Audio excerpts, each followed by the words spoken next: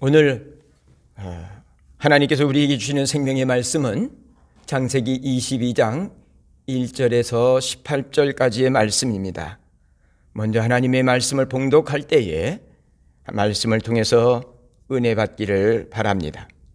봉독합니다. 그 일 후에 하나님이 아브라함을 시험하시려고 그를 부르시되 아브라함아 하시니 그가 이르되 내가 여기 있나이다. 여호와께서 이르시되 내 아들 내 사랑하는 독자 이삭을 데리고 모리아 땅으로 가서 내가 내게 일러준 한 산 거기서 그를 번제로 드리라. 아브라함이 아침에 일찍이 일어나 나귀의 안장을 지우고 두 종과 그의 아들 이삭을 데리고 번제에 쓸 나무를 쪼개어 가지고 떠나 하나님이 자기에게 일러주신 곳으로 가더니 제3일에 아브라함이 눈을 들어 그곳을 멀리 바라본지라. 이에 아브라함이 종들에게 이르되 너희는 나귀와 함께 여기서 기다리라. 내가 아이와 함께 저기 가서 예배하고 우리가 너희에게로 돌아오리라 하고 아브라함이 이에 번제나무를 가져다가 그의 아들 이삭에게 지우고 자기는 불과 칼을 손에 들고 두 사람이 동행하더니 이삭이 그 아버지 아브라함에게 말하여 이르되 내 아버지여. 그가 이르되 내 아들아 내가 여기 있노라. 이삭이 이르되 불과 나무는 있거니와 번제할 어린 양은 어디 있나이까? 아브라함이 이르되 내 아들아 번제할 어린 양은 하나님이 자기를 위하여 친히 준비하시리라 하고 두 사람이 함께 나아가서 하나님이 그에게 일러주신 곳에 이른지라. 이에 아브라함이 그곳에 제단을 쌓고 나무를 벌려놓고 그의 아들 이삭을 결박하여 제단 나무 위에 놓고 손을 내밀어 칼을 잡고 아들을 잡으려 하니 여호와의 사자가 하늘에서부터 그를 불러 이르되 아브라함아 아브라함아 하시는지라. 아브라함이 이르되 내가 여기 있나이다 하매 사자가 이르되 그 아이에게 내 손을 대지 말라. 그에게 아무 일도 하지 말라. 내가 내 아들 내 독자까지도 내게 아끼지 아니하였으니 이제야 내가 하나님을 경외하는 줄 아노라. 아브라함이 눈을 들어 살펴본즉 한 순양이 뒤에 있는데 뿔이 수풀에 걸려 있는지라. 아브라함이 가서 그 순양을 가져다가 아들을 대신하여 번제를 드렸더라. 아브라함이 그 땅 이름을 여호와 이레라 하였으므로 오늘까지 사람들이 이르기를 여호와의 산에서 준비되리라 하더라. 여호와의 사자가 하늘에서부터 두 번째 아브라함을 불러 이르시되 여호와께서 이르시기를 내가 너를 가리켜 맹세하노니 내가 이같이 행하여 내 아들 내 독자도 아끼지 아니하였은즉 내가 내게 큰 복을 주고 내 씨가 크게 번성하여 하늘의 별과 같고 바닷가의 모래와 같게 하리니 내 씨가 그 대적의 성문을 차지하리라. 또 내 씨로 말미암아 천하 만민이 복을 받으리니 이는 내가 나의 말을 준행하였음이니라 하셨다 하니라. 아멘.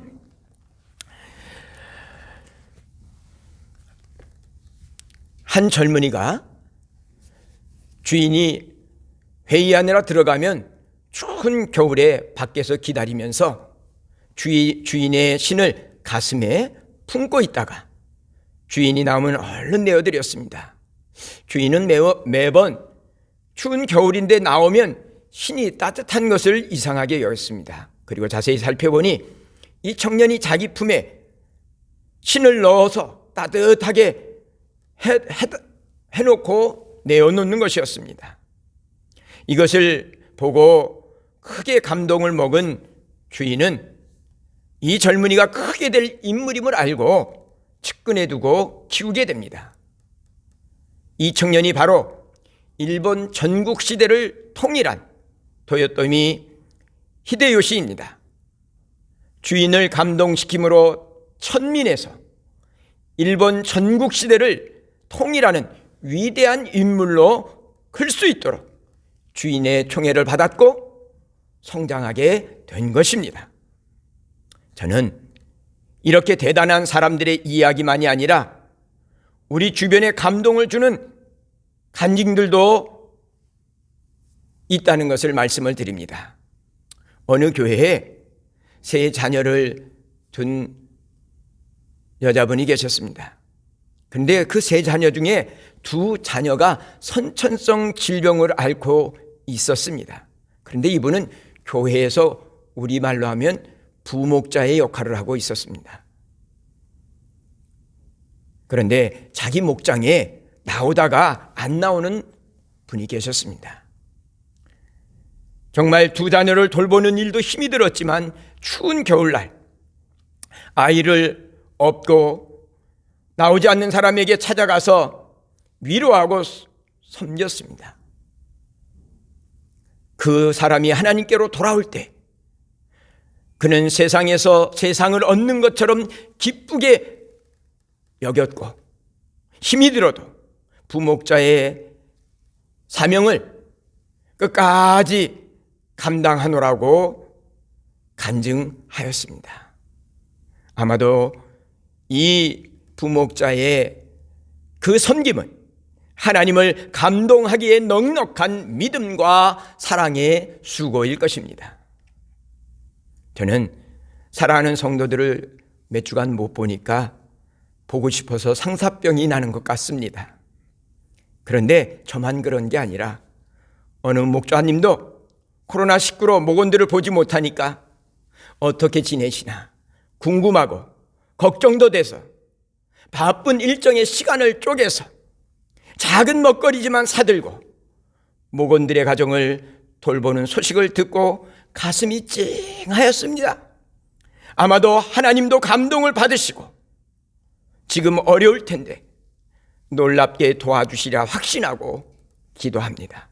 사랑하는 성도 여러분, 하나님을 감동시키면 광야와 사막 가운데서도 상상을 초월하는 놀라운 미래가 열립니다.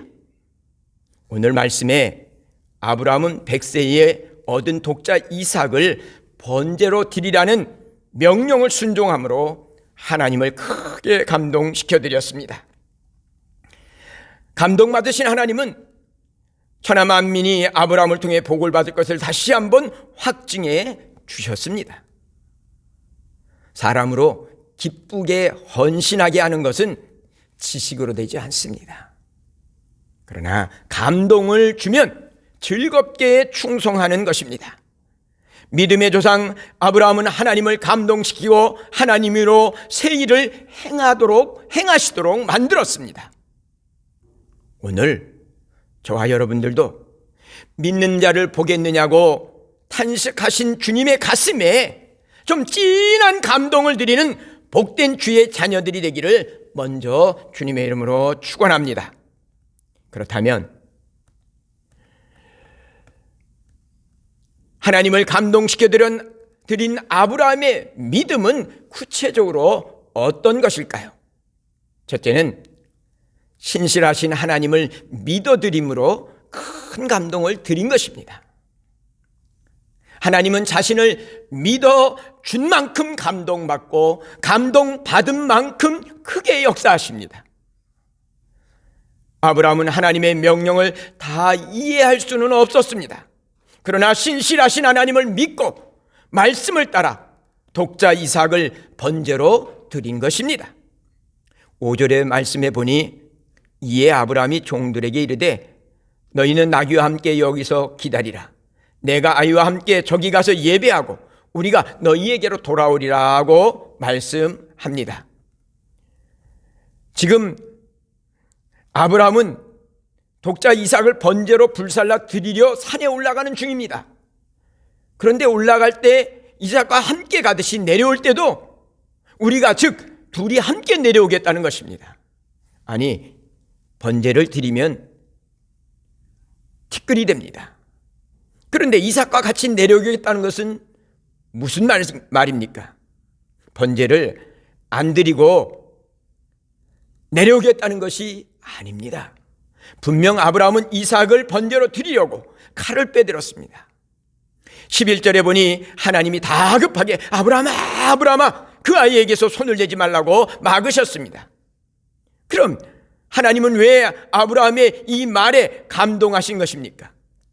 창세기 17장 19절에 보니 하나님이 이르시되 아니라 내 아들 사라가 내게 아들을 낳으리니 너는 그 아들을 이삭이라 하라. 그와 언약을 세우리니 그의 후손에게 영원한 언약이 되리라고 약속해 주셨습니다. 하나님께서 이삭과 이삭의 후손들과 영원한 언약을 세우시겠다고 약속하셨습니다. 그런데 만약 이삭이 죽어버리면 후손들이 없으니 영원한 언약을 세울 수 없지 않습니까? 아브라함은 신실하신 하나님이 이 약속을 이루시려면 이삭을 번제로 드려도 살려주셔야만 후손들과 영원한 언약을 맺을 수 있기 때문에 이삭과 함께 내려올 것을 확신한 것입니다. 아브라함은 이삭을 얻을 때도 아내 사라와 자신이 자식을 낳을 수 없었지만 말씀대로 될 것을 믿었습니다. 그 믿음으로 100세에 기적둥이 이삭을 얻은 것입니다. 아마도 이삭을 볼 때마다 와, 우리 하나님 능치 못할 일이 없는 위대한 분이라는 것을 되새겼을 것입니다. 그런데 이삭을 선물로 주신 하나님이 아들을 번제로 드리라 하시니 하나님은 티끌이 된 이삭을 살려주시는 능력까지 보여주고자 하시는 것을 믿고 즐겁게 드린 것입니다.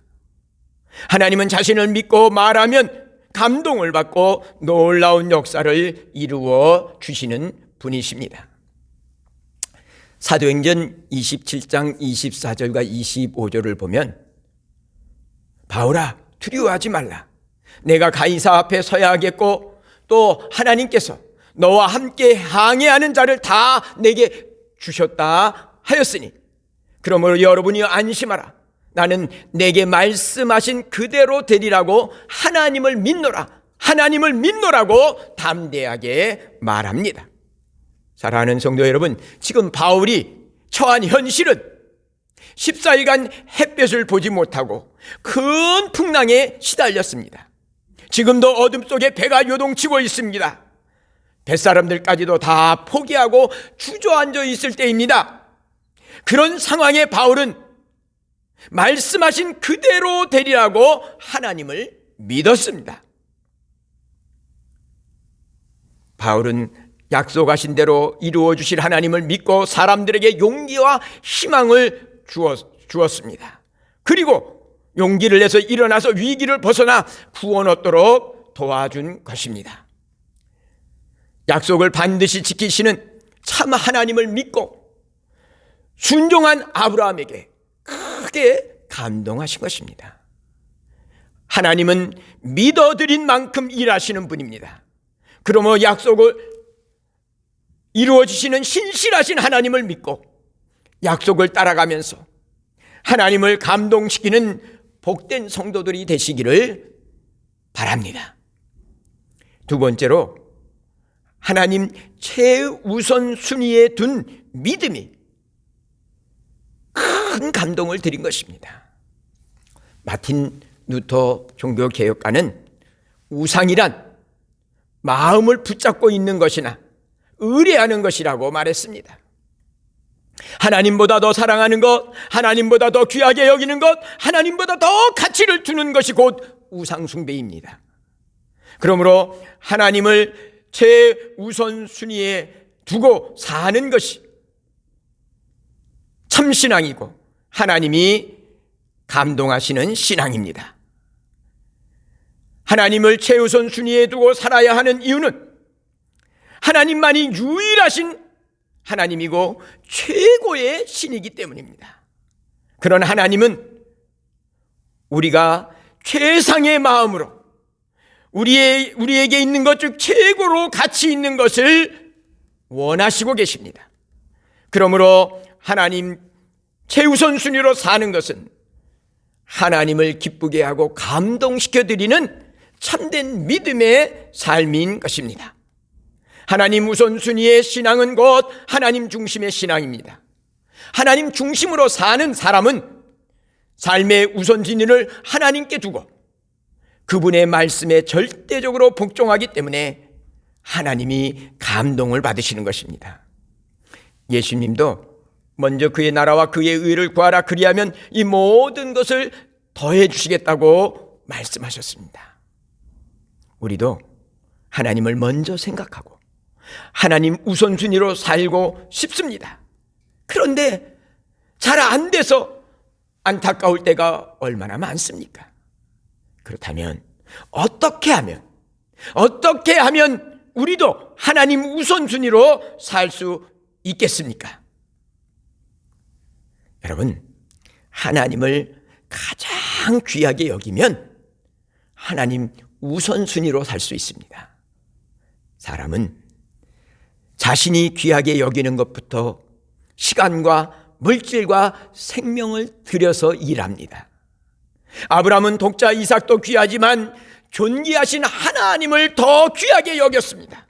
그러므로 하나님의 명령을 최우선의 가치로 삼고 순종하였습니다. 그리고 하나님을 크게 감동시킨 것입니다. 100세에 얻은 늑둥이 이삭은 아브라함 자기 생명보다도 귀중한 존재였습니다. 그런데 하나님이 독자 이삭을 번제로 드리라는 것입니다. 자신의 생명을 달라면 덜 고민됐을 텐데 자기의 생명보다 더 귀한 독자를 번제로 바치라니 얼마나 고민이 되었겠습니까? 그러나 아브라함은 자기 생명보다 귀한 이삭보다 하나님을 더 귀하게 여기는 마음을 가졌습니다. 그러므로 아브라함에게 최고의 가치요 가장 귀한 것은 독자 이삭이 아니라 여호와 하나님이었습니다. 그러므로 하나님이 우선이라 하나님의 말씀을 따라 독자 이삭이라도 아낌없이 드린 것입니다. 사무엘상 2장 30절 하반절을 보니 나를 존중히 여기는 자를 내가 존중히 여기고 나를 멸시하는 자를 내가 경멸하리라고 말씀하셨습니다. 하나님을 멸시하던 엘리의 두 아들은 한날 한시에 죽고 가문은 몰락해버렸습니다. 그러나 자식을 낳지 못해서 멸시받던 한나라는 여인은 하나님께 통곡함으로 귀한 아들을 사무엘을 얻었습니다.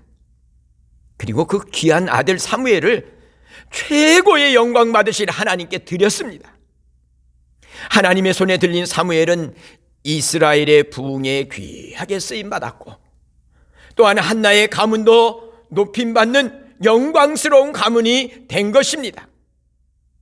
여러분, 자신의 가장 귀한 것을 하나님께 드리는 마음이 하나님을 귀하게 여기는 믿음입니다. 또한 하나님을 귀하게 여기는 믿음의 마음은 어떤 것이냐 하면 다윗은 거대한 골리앗이 여호와의 이름을 욕되게 하자 분노하며 골리앗과 담대하게 맞서 싸우게 됩니다. 이것이 바로 하나님을 존귀하게 여기는 하나님 중심의 믿음입니다. 내가 욕을 먹으면 참고 인내합니다. 그러나 귀하신 하나님이 욕을 먹으면 참을 수 없는 것이 하나님을 귀하게 여기는 믿음의 사람의 모습입니다. 다윗의 이 믿음이 하나님을 감동시켰고 하나님으로 역사하시도록 만들었습니다. 그 결과 상대할 수 없는 거대한 골리앗을 한 방에 물리치고 나라를 구원하는 영웅이 된 것입니다.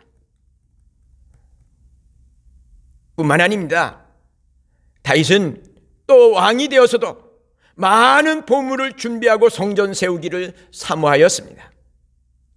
이것은 존귀하신 하나님을 가까이에서 모시고 싶은 다윗의 마음이었습니다. 성전을 세우고자 하면 자기 업적을 남기려는 것이 아니었습니다. 성전은 하나님의 임재를 나타내는 것으로 다윗은 왕이지만 하나님의 나라 이스라엘을 하나님이 다스리기를 원하였습니다. 자신이 나라를 다스리지만 먼저 하나님과 하나님의 뜻을 따르고 싶은 마음을 보여준 것입니다. 이런 다윗의 마음을 기쁘게 받으시고 감동하셔서 여러분, 이는 내 마음에 합한 사람이라고 여러분 칭찬해 주신 것입니다. 하나님은 다윗을 생각하셔서 자자손손 그의 후손들이 잘못했을 때도 내가 다윗을 생각하사 그러면서 긍휼과 자비를 베풀어 주셨습니다. 하나님보다 앞세우는 것은 결코 자신이나 자녀들에게 복이 되지 않습니다. 아브라함이 최고의 하나님을 가장 귀하게 여겼습니다. 그러므로 그의 말씀도 최우선의 가치로 삼고 순종하면서 하나님을 감동시킨 것입니다.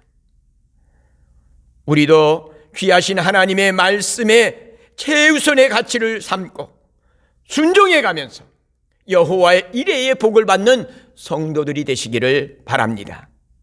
또한 하나님을 사랑하면 하나님 우선순위로 살 수 있습니다.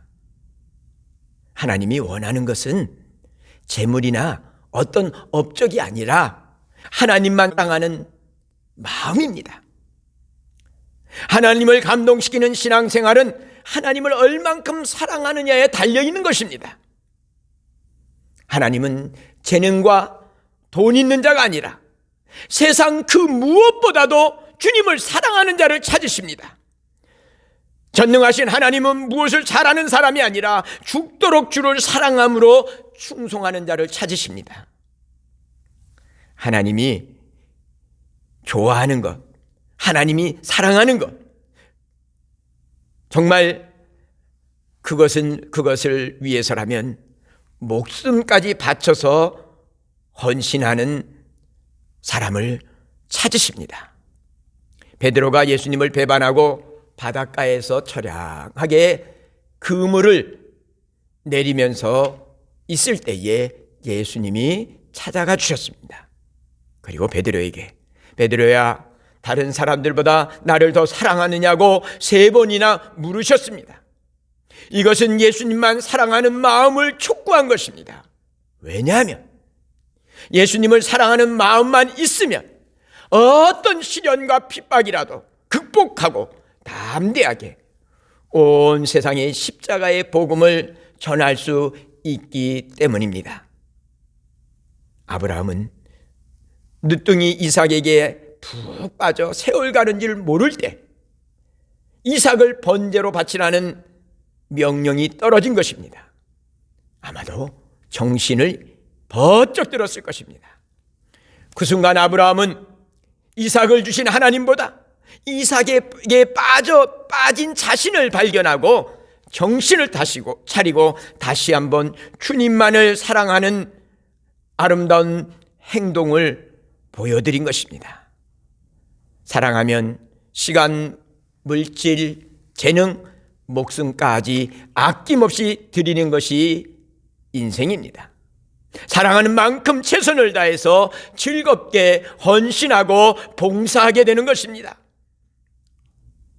이삭을 바치라는 명령을 받을 때에 아브라함에게는 고통과 위기였지만 하나님을 뜨겁게 사랑함을 보여드리는 기회가 되기도 하였습니다. 아브라함은 이 기회를 놓치지 않았습니다. 오히려 이 기회를 붙잡고 순종함으로 하나님을 감동시킨 것입니다. 사랑하는 성도 여러분, 여러분도 주님만을 사랑할 기회를 놓치지 말고 없어질 물질, 흙으로 돌아갈 몸으로 주님만을 뜨겁게 사랑함을 보여드림으로 하나님을 감동시키는 복된 성도들이 되시기를 바랍니다. 어렵고 힘들면 주여 나를 도와주소서 새벽에도 밤에도 나와서 간구합니다. 하나님은 긍휼히 여기셔서 응답해 주셔서 복을 주시고 평안케 해줍니다. 그러면 하나님을 더욱더 사랑해야 할 것이 아니겠습니까? 그런데 세상의 마음을 다 뺏겨서 피곤하다, 바쁘다 핑계로 하나님을 멀리합니다. 이것은 하나님을 사랑하는 마음이 식어진 증거입니다. 정신을 바짝 차리고 다시 한번 첫사랑을 회복해야 할 것입니다. 오늘날 성도들의 신앙의 문제는 자신의 것을 희생하지 않는 것입니다. 그러나 아브라함은 사랑하는 하나님이 원하실 때 가장 귀한 것, 가장 사랑하는 것을 아낌없이 드렸습니다. 독자 이상을 사랑했지만 하나님보다 더 사랑할 수 없었고, 정말 그러므로 독자 이상을 하나님 앞에 번제로 드릴 수 있었던 것입니다. 오늘도 하나님은 아브라함처럼 하나님만을 뜨겁게 사랑하는 사람을 찾으십니다. 하나님을 사랑하는지 사랑하지 않는지는 얼마나 말씀에 순종하느냐에 달려 있습니다. 사랑하면 어떤 유혹의 소리에도 끌려가지 않습니다. 혹 이해되지 않고 모순이 돼도 따지지 않습니다. 왜냐하면 나를 사랑하는 분의 말씀이고 내가 또 사랑하는 분이기 때문에 무조건 순종하게 되는 것입니다. 아브라함도 이해할 수 없는 명령이었지만 사랑하는 하나님의 섭리를 믿고 말없이 순종한 것입니다. 하나님의 명령이 다 이해돼서 따라간 것이 아닙니다. 하나님을 믿고 사랑하는 사람만이 순종할 수 있는 것입니다. 우리가 말씀에 순종하는가 안 하는가를 통해서 하나님은 우리의 사랑을 확인하고 싶어 하십니다. 믿을 수 없지만 말씀하시는 분을 믿고 또 사랑함으로 순종하는 것이 참된 믿음입니다. 그래서 초대 교부였던 터툴리아는 오히려 모순된 거로 믿는다고 고백했습니다. 신실하신 하나님을 믿고 사랑함으로 무조건 순종하니 하나님이 크게 감동 받으시는 것입니다. 믿음이 없이는 기쁘시게 못하나니 하나님께 나아가는 자는 반드시 그가 계신 것과 또한 그가 자기를 찾는 자들에게 상 주시는 이심을 믿어야 할지니라고 하셨습니다. 아브라함은 독자 이삭을 엄청 사랑했습니다. 그러나 독자 이삭보다 하나님을 더 사랑함을 보여준 아브라함, 독자 이삭도 아끼지 아니하였은즉 감동하셔서 하나님이 감탄사를 바라신 것입니다. 오늘도 주님을 사랑하기에 온 가족들이 한 자리에 모여서 예배를 드리는 것입니다. 하나님은 우리에게 복을 주시고자 온전한 예배를 원하십니다. 그런데 사람들은 영육간의 복을 받는 주의 날에 하나님께 나오지 않습니다. 하나님이 복을 주고 싶어도 복된 자리에 나오지 않으니 어떻게 복을 주시겠습니까? 하나님은 예배 시간에, 지금 가정에서 예배를 드려도 이 예배 시간에 복을 주십니다. 그러므로 온 마음을 다해서 예배를 드리시기 바랍니다. 백부장 고넬료의 경건한 삶은 하나님이 감동받고 기도에 응답해 주셨습니다. 그런데 감동을 줄 만한 고넬료의 경건한 모습을 찾아볼 수 있습니다.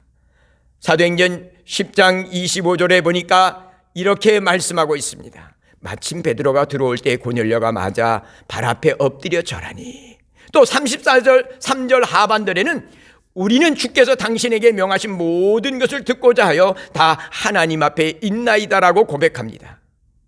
여러분, 고넬료는 로마의 백부장으로 그 지역 사령관입니다.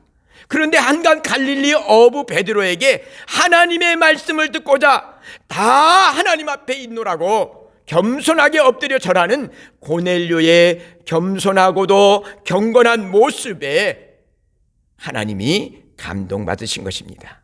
그리고 수많은 사람들 중에 고넬료에게 먼저 베드로를 보내셔서 십자가의 복음을 듣고 온 가족이 구원의 기쁨을 누리도록 하셨습니다. 고넬료가 하나님의 말씀을 듣고자 하나님 앞에 엎드렸던 마음으로 주일을 잘 준비하고 예배드리는 자리가 복된 자리인 줄 알고 믿고 나오기를 힘쓰시기 바랍니다. 오늘 각 가정에서 예배를 드리지만 더욱더 사모함으로 예배를 드릴 때 갑절의 은혜를 베풀어 주실 것입니다.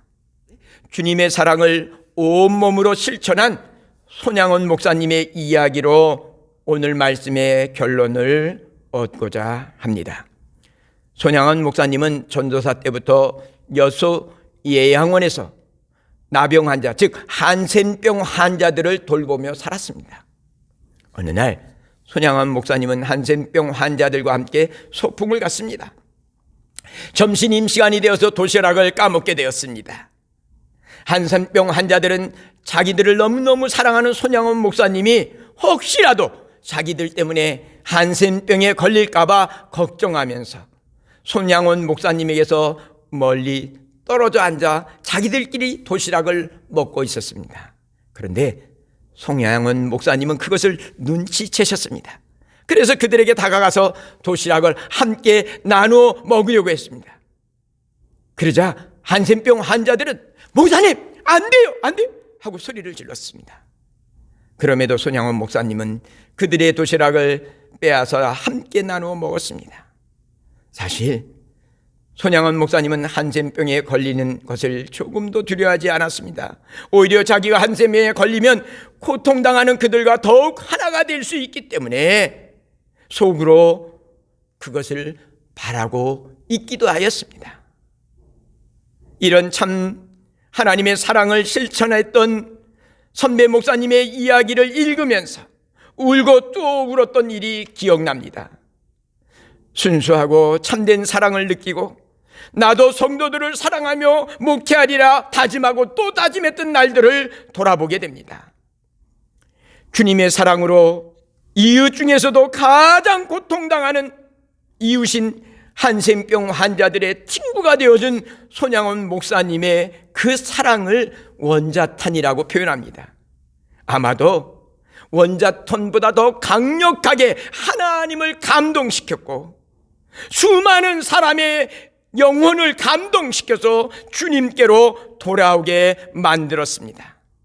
사랑하는 성도 여러분, 존귀하신 하나님께 삶의 가치를 두고 하나님을 사랑하듯 이웃을 사랑하면서 하나님을 감동시켜드리기 바랍니다.